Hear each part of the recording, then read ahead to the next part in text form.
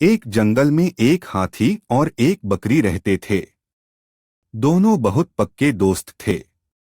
दोनों साथ में मिलकर हर दिन खाने की तलाश करते और साथ में ही खाते थे।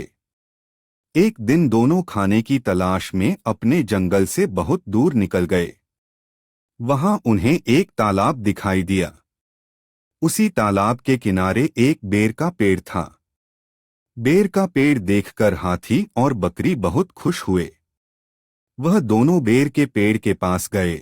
फिर हाथी ने अपनी सूंड से बेर के पेड़ को जोर से हिलाया और जमीन पर ढेर सारे पके हुए बेर गिरने लगे। बकरी जल्दी जल्दी गिरे हुए बेरों को इकट्ठा करने लगी। संयोगवश उसी बेर के पेड़ पर एक चिड़िया का घोंसला भी था, जिसमें चिड़िया का एक बच्चा सो रहा था और चिड़िया दाने की खोज में कहीं गई हुई थी। बेर का पेड़ जोर से हिलाने के कारण चिड़िया का बच्चा घोंसले से बाहर तालाब में गिर पड़ा और डूबने लगा। चिड़िया के बच्चे को डूबता हुआ देखकर उसे बचाने के लिए बकरी तालाब में कूद गई, लेकिन बकरी को तैरना नहीं आता था। इस वजह से वह भी तालाब में डूबने लगी। बकरी को डूबता हुआ देखकर हाथी भी तालाब में कूद गया और उसने चिड़िया के बच्चे और बकरी दोनों को डूबने से बचा लिया। इतने में चिड़िया भी वहां पर आ गई थी और वह अपने बच्चे को सही सलामत देखकर बहुत खुश हुई।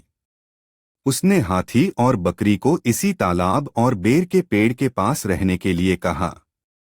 तब से हाथी और बकरी भी चिड़िया के साथ उस बेर के पेड़ के नीचे रहने लगे। कुछ ही दिनों में चिड़िया का बच्चा बड़ा हो गया।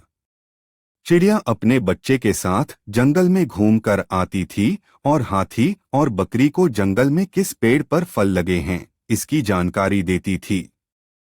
इस तरह हाथी, बकरी और चिड़िया मजे में रहते और खाते पीते थे।